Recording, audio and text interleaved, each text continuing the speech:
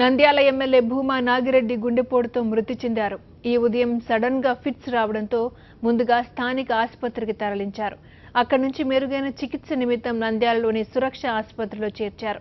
ఆసుపత్రికి తరలించే సమయానికే భూమా నాగిరెడ్డి పల్స్ రేట్ పడిపోయిందని వైద్యులు హర్నాథ్ తెలిపారు. భూమాకు ఏడాదిన్నర క్రితమే యాంజియోగ్రామ్ చేసినట్లుగా డాక్టర్ హర్నాథ్ చెప్పారు. తీవ్ర మానసిక ఒత్తిడికి గురవడం వల్లే గుండెపోటుతో మృతి చెందినట్లుగా డాక్టర్ హరినాథ్ చెప్తున్నారు.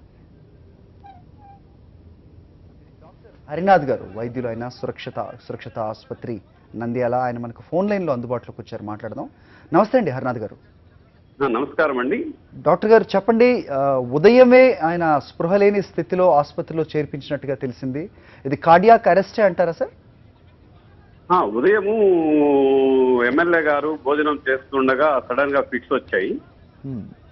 వెంటనే అక్కడ లోకల్ హాస్పిటల్కి వెళ్ళారు. అక్కడ అనస్థిటిస్ట్ ట్యూబ్ వేసుకొని వెంటిలేట్ చేసుకుంటా నంద్యాల మా సురక్ష హాస్పిటల్కి వచ్చారు.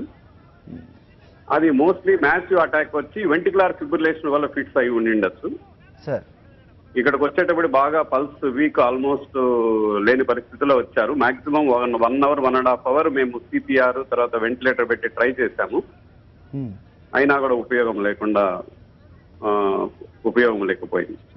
డాక్టర్ గారు, వైద్యులుగా అంటే ఇలాంటి స్థితి, ఇలాంటి కండిషన్ అంటే ఎప్పుడంటే ఒక తీవ్రమైన ఒత్తిడికి లోనైనప్పుడు వస్తుందా, లేకపోతే ఆయన ఆల్రెడీ మెడికల్ రికార్డ్స్లో హైదరాబాద్లో కూడా గత కొద్ది కాలంలోనే చికిత్స తీసుకున్నట్టుగా కూడా తెలుస్తోంది, దానికి కారణమా ఏమని చెప్తారు సార్? సార్, ఈయనకు డాక్టర్ ఎమ్మెల్యే గారికి ఆల్రెడీ 1999లో బైపాస్ అయ్యింది ఫోర్టీస్ హాస్పిటల్ ఢిల్లీలో. ఆ తర్వాత కూడా గత 1.5 సంవత్సరం ముందు కూడా ఒకసారి హార్ట్ అటాక్ వచ్చింది సార్. అప్పుడు ఇంజక్షన్ ఇచ్చి మేము అంటే థ్రాంబోలైసిస్ అనే ఇంజక్షన్ ద్వారా మేము దాన్ని కొంచెం కరిగించి నంద్యాలలో హైదరాబాద్ షిఫ్ట్ చేయడం జరిగింది. అప్పుడు మళ్ళీ యాంజియోగ్రామ్ చేస్తే ఆ క్లాట్ క్లియర్ అయింది సార్. ఆ సారు డయాబెటిక్స్ తో కూడా బాధపడుతున్నారు. అంటే డయాబెటిక్స్ కూడా ఉంది, హైపర్ టెన్షన్ కూడా ఉంది. సో దీనికి కారణాలు ఒకటి స్ట్రెస్, మీరు చెప్పినట్టు స్ట్రెస్ ఒకటి ఉండొచ్చు, షుగరు, బీపీ, ఆల్రెడీ ఎగ్జిస్టింగ్ ఇంతకుముందు కార్డియాక్ ప్రాబ్లం ఉంది కాబట్టి మ్యాసివ్ స్ట్రోక్ వచ్చి ఈ పరిస్థితికి దారితీసింది. అంటే మానసిక ఒత్తిడి కూడా కారణమై ఉండొచ్చు. అది కూడా స్ట్రెస్ కూడా ఒక ఫ్యాక్టర్. ఓకే, అంటే ఇలా జరిగినప్పుడు అంటే ముఖ్యంగా అంటే ఇలాంటి సిచ్యువేషన్లో వ్యక్తి బ్రతకడానికి ఏమాత్రం ఛాన్సెస్ ఉంటాయి సార్? అఫ్ కోర్స్ ఎమ్మెల్యే గారు మృతి చెందడం చాలా విషాదకరం. అంటే సకాలంలో తీసుకుని వచ్చినట్టయితే కనుక ఏమన్నా ఫలితం ఉండేది అనుకుంటున్నారా? యాక్చువల్ గా ఏంటంటే సార్, 100కి 70% హార్ట్ కేసెస్ అనేది కొంచెం టైం ఇస్తాయి. అంటే మేజర్ వెదర్ కంప్లీట్ బ్లాక్ కొద్దిగా ఉన్నా కూడా కొంచెం టైం ఇస్తుంది. పెయిన్ రావడం, హాస్పిటల్కి ఈసీ తీసుకోవడం, దానికి వైద్య చికిత్స చేయడానికి వీలు ఉంటుంది. మ్యాసివ్ స్ట్రోక్ అంటే గుండెకు రక్తం సరఫరా, రక్తనాళ మేజర్ వెదలు సడన్ గా కంప్లీట్ గా బ్లాక్ అయినప్పుడు ఇలాంటి సిచ్యువేషన్ దారితీయచ్చు. Massive heart stroke. ఓకే, సకాలంలో వచ్చినట్టయితే ఉన్న ఫలితం ఉండేదంటారా డాక్టర్ గారు?